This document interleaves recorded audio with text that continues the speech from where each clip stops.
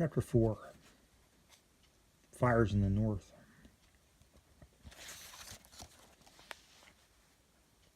Hal departed and summer waxed and waned. Adara counted the days until her birthday. Hal passed through again before the first chill, taking his ugly dragon south for the winter. His wing seemed smaller when it came flying over the forest that fall, though.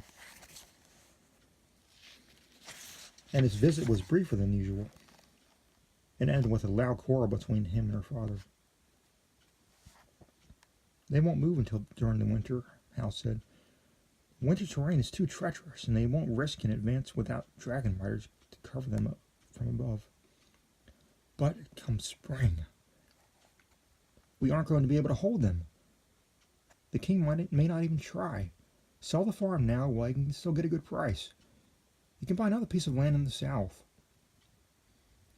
This is my land, her father said. I was born here. You too, though you seem to have forgotten it. Our parents are buried here. And Beth, too. I want to lie beside her when I go. You'll go a lot sooner than you like if you don't listen to me, Hal said angrily.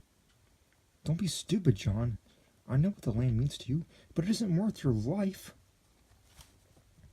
He went on, but her father would not be moved.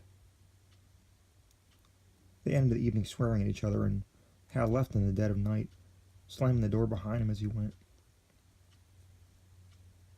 Adara, listening, had made a decision. It did not matter what her father did or did not do. She would stay. If she moved, the ice dragon would not know where to find her when winter came. And if she went too far south, it would never be able to come to her at all. It did come to her, though, just after her 7th birthday. That winter was the coldest one of all. She flew so often and so far that she had scarcely had time to work on her ice castle. Hal came again in spring. There were only a dozen dragons in his wings, and he brought no presents that year. He and her father argued once again. Hal raged and pleaded and threatened, but her father was stone. Finally, Hal left off to the battlefields. That was the year the king's line broke, up north near some town with a long name that Adara could not pronounce. Terry had heard about it first. She returned from the inn one night, flushed and excited. A messenger came through on his way to the king, she told him. The enemy won some big battle and he's to ask for reinforcements. He said our army is retreating. Their father frowned and more lines creased his brow. Did he say anything of the king's dragon riders? Arguments or no, Hal with family. I asked, Terry said. He said the dragon riders are the rear guard. They're supposed to raid and burn and delay the enemy while our army pulls back safely. Oh, I hope Uncle Hal is safe.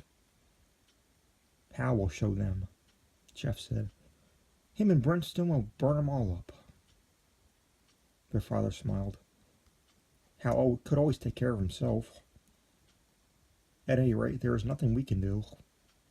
Terry, if any more messengers come through, ask them how it goes. She nodded, her concern not quite covering her excitement. It was all quite thrilling.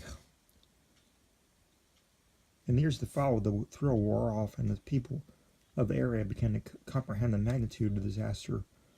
The King's Highway grew busier and busier, and all the traffic flew from north to south, and all the travelers wore green and gold. At first, the soldiers marched in disciplined columns, led by officers wearing golden helmets. But even then, they were less than stirring. The columns marched warily, and the uniforms were filthy and torn, and the swords and pikes and axes and soldiers carried and nicked, and oftentimes stained. Some men had lost their weapons. They had limped along blindly, empty-handed, and the trains of wounded that followed the columns were often longer than the columns themselves.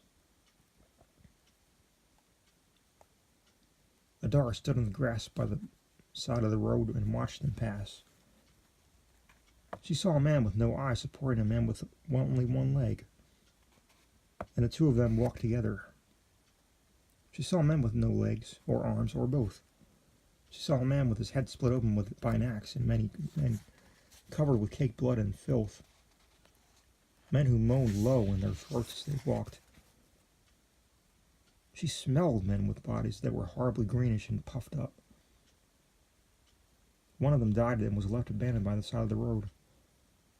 Adara told her father, and he and some of the men from the village came out and buried him. Most of all, Adara saw the burned men.